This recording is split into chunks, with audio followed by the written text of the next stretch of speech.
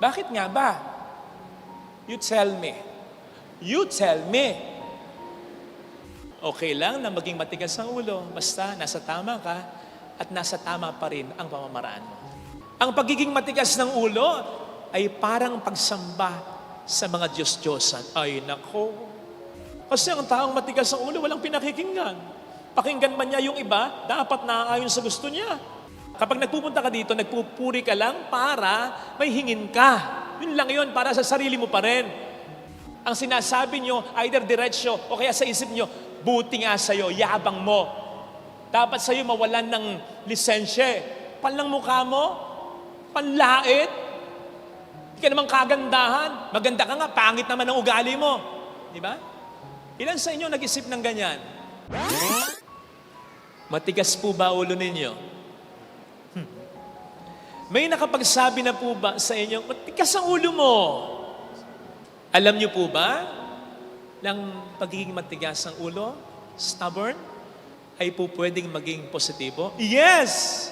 Pero pag-usapan muna natin, yung stubbornness, yung arrogance na maling-mali, yung matigas ang ulo na negatibo. Ito yung mga taong pasaway, makulit, ayaw makinig. Sa Biblia, ito yung mga taong hindi sumusunod sa Diyos. Halimbawa, yung Pharaoh, na hindi naman talaga pinalaya ng bukal sa loob niya ang mga Israelites, di ba? Kinailangan pa ng 10 plagues. Halimbawa, yung mga Israelites din noon na masyadong mareklamo sa Panginoon. Halimbawa, si Haring Akas na napakayabang. Si Herodes na alam niyang inosente pero pinapatay pa rin niya si Juan. At kahit wala na si Juan, nakikita niya si Juan kay Jesus pero deadma pa rin siya. Ayaw pa rin niyang magbago talaga. Nandyan din ang mga eskriba at pariseyo na hindi naniwala kay Kristo sa kabila ng marami niyang ginawang mga himala at milagro. Titigas ng ulo. Yan sila. Kaya napahamak din sila eh. Dahil yun naman talaga ang tiyak na kahihinatnan ng mga taong tigas ng ulo. Kapahamakan. Bakit? Kasi ang katigasan ng ulo ay isang malaking kasalanan. 1 Samuel 15:23. Arrogance is like the evil of idolatry. Ang pagiging matigas ng ulo ay parang pagsamba sa mga Diyos-Diyosan. Ay nako, totoo yan. Kasi ang taong matigas ang ulo, walang pinakikinggan. Pakinggan man niya yung iba, dapat naaayon sa gusto niya. Kahit ang Diyos niya pakikinggan, bakit? Mahal ko siya. Kahit ba pareho kami lalaki at babae, Lord naman, mahal ko eh. Kaya mo na ako. Ayun tayo eh. Kaya, maraming mga kasalanan, in fact, halos lahat ng mga kasalanan, yan ang pinagmumulan eh. Kayabangan. Parang sumasamba ka sa Diyos-Diyosan. Sinasamba mo sarili mo. Ginagawa mong Diyos ang sarili mo. Pinakikinggan mo. Sarili mo, hindi yung Diyos. Sumasamba ka lang sa Diyos, pero hindi mo sinusuko ang iyong sarili sa Diyos. Hindi mo talaga siya sinasamba. Kapag nagpupunta ka dito, nagpupuri ka lang para may hingin ka. Yun lang yun, para sa sarili mo pa rin. So yung sarili mo ay idol mo kapag matigas ang ulo mo. Malaking kasalanan yan. Kasi against the very first commandment yan.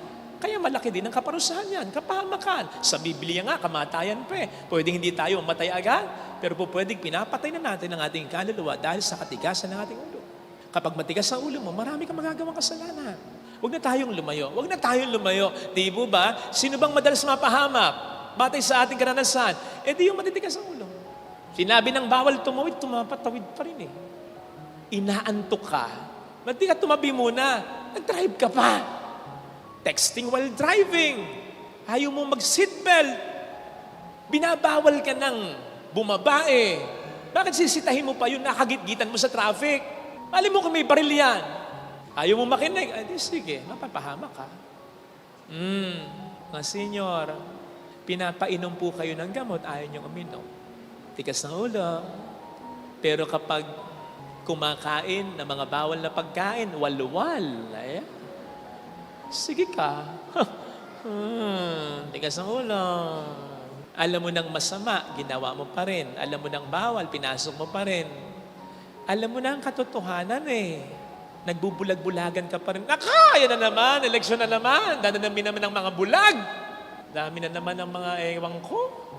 Nakapanlulo mo yung report kamakailan na noong taong nakaraan, 2024, 18.9 na mga Filipino graduates ang functionally illiterate.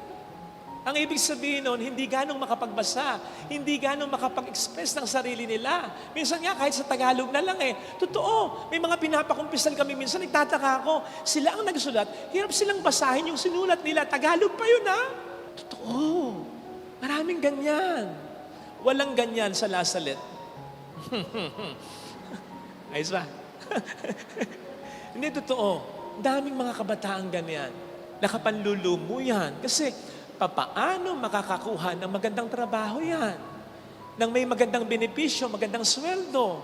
Hanggang sa dumagdag na lang yan sa lobo ng bilang ng mga walang trabaho. Hanggang sa dumagdag na rin yan, pag nagkapamilya yan, sa pamilyang sadlak sa kahirapan.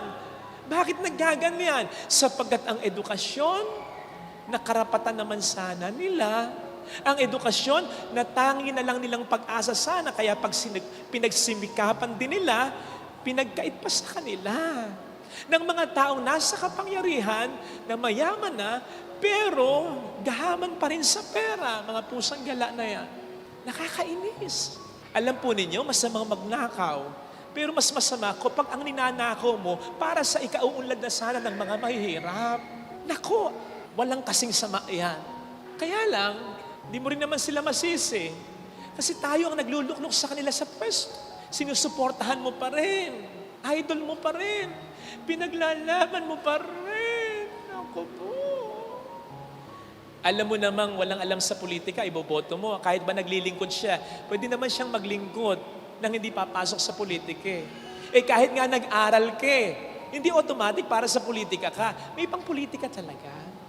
Makapaglilingkod din naman yan. Pero sinisigurado ko sa iyo, sapagkat hindi siya para dyan, maraming gagawing kalokohan yan. Sinisigurado ko, alam nyo naman yan may mga nauna na sa kanila Alam nyo na yan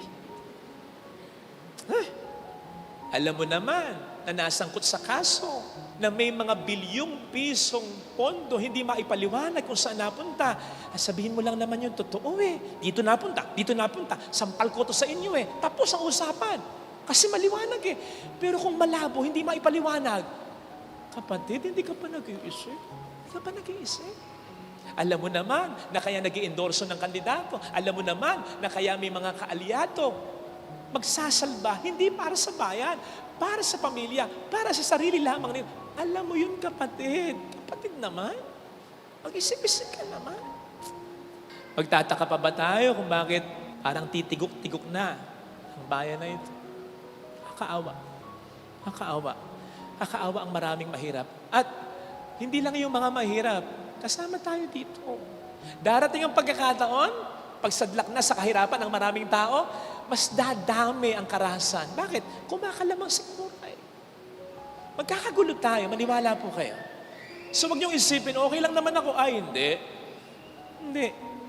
Konektado tayo. Huwag nating palakasin ang katigasan na ng ulo ng mga politiko. Dahil matigas din ang ating ulo. Sabihin mo sa katabi mo, huwag matigas ang ulo. Nakita nyo na, titigas ng ulo nyo. Sinabihan ko kayo, ayaw nyo sabihin. Sabihin mo! Tigas ng ulo. Pero alam niyo po ba na ang katigasan ng ulo ay po pwede rin namang maging positibo. Oh, yes. At matutulungan tayo ng ating mga pagbasa para sa araw na ito. Sa ating unang pagbasa ay narinig sana natin, napakinggan sana nating mabuti, si Peter at ang mga disipulo. Nagpapahayag ng katotohanan tungkol kay Kristo. Kahit pinagbabawalan sila, kahit pinagbabantaan ang buhay nila, hindi pa rin sila tumigil talaga. Matigas ang ulo. Pero kahit matigas ang ulo, positibo. Bakit? Anong sabi ni Pedro? Wala kaming susundin, kundi ang Diyos lamang. Tingnan nyo na. Hindi nila sinusunod ang kahit sino. Diyos lang. Kahit ang kanilang sarili, hindi nila sinusunod. Bakit? Sinong matino ang mag-iisip? Na kapag nag-preach ako, papatayin ako, magpipreach pa rin ako, hindi ko gagawin yon.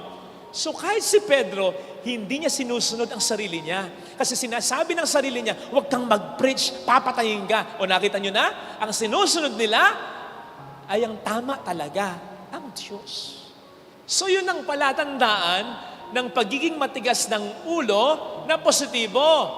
Kapag ikaw ay nakikipaglaban lang, na ninindigan lang para sa tama at totoo. Okay? Walang masamang matigas ang ulo mo. Ito ang totoo eh. Ito ang tama eh. Pero siguraduhin mo, tama at totoo yung pinaninindigan mo. Okay?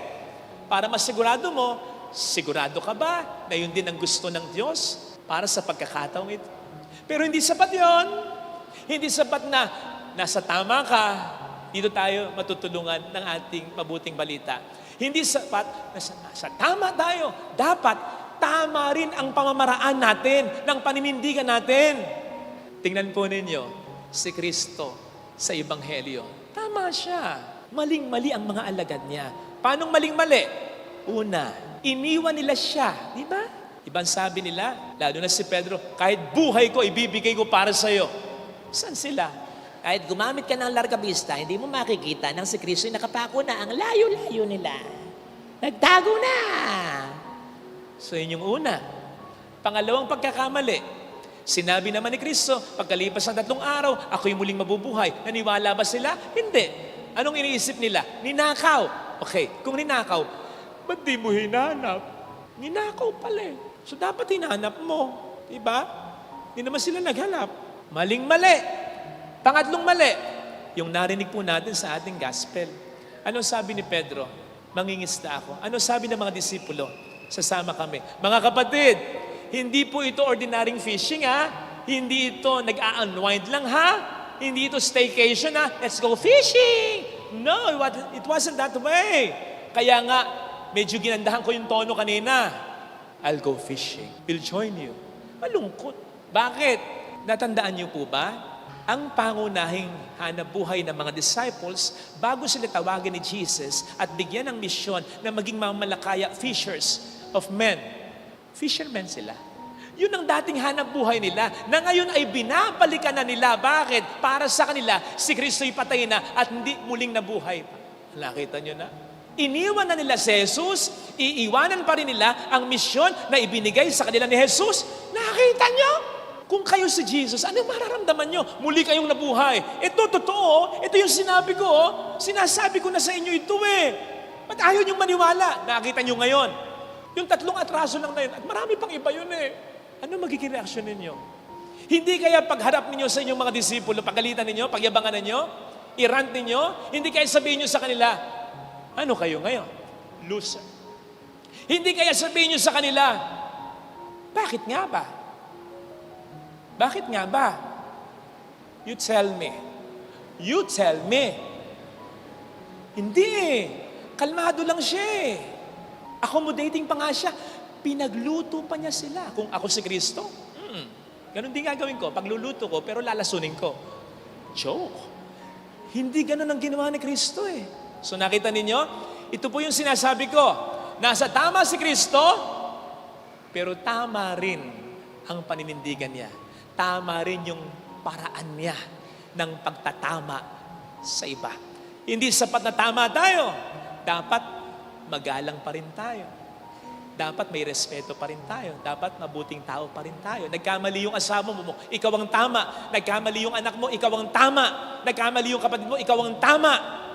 Ang lakas ng tukso, murahin mo. Ang lakas ng tukso, hiyain mo. Ang lakas ng tukso, idiin mo pa sa pagkakamali ito. Di ba? Kasi tama ka eh. Yun ang iwasan natin.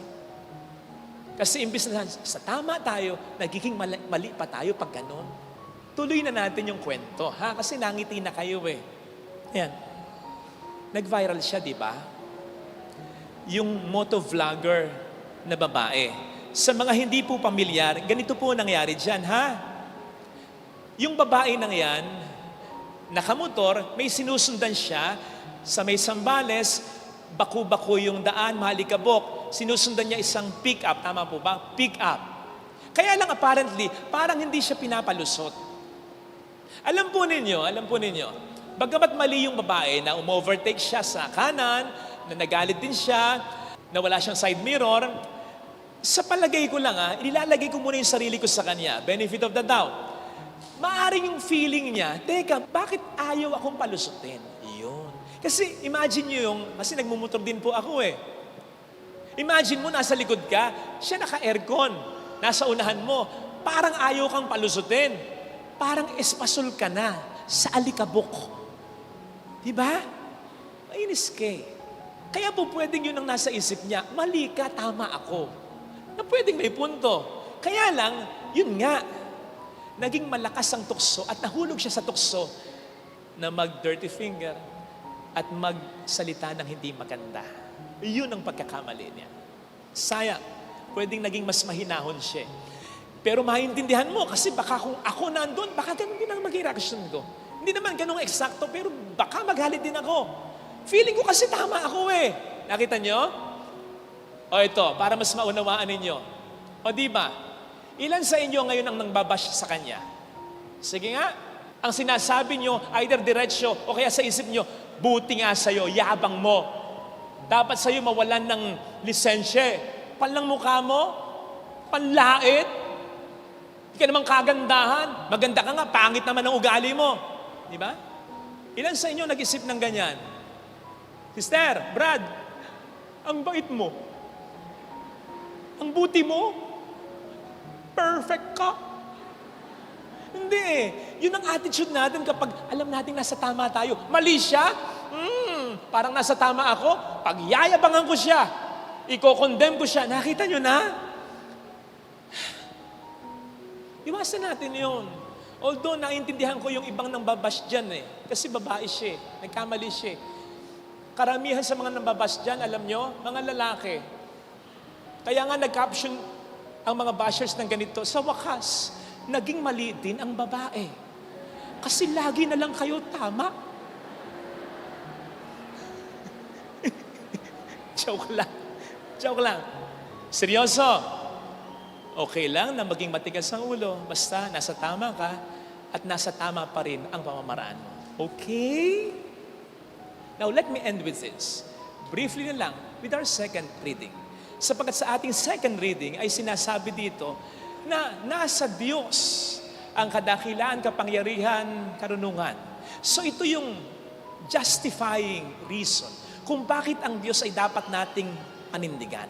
Kung bakit dapat tayo maging matigas ang ulo para sa Diyos, para manindigan sa Diyos.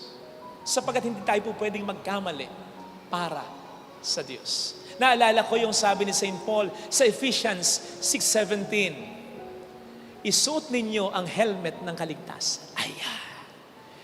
Helmet ng kaligtasan. Bakit? Ang pinag-uusapan natin dito ay maging matigas ang ulo. Manindigan para sa Diyos eh.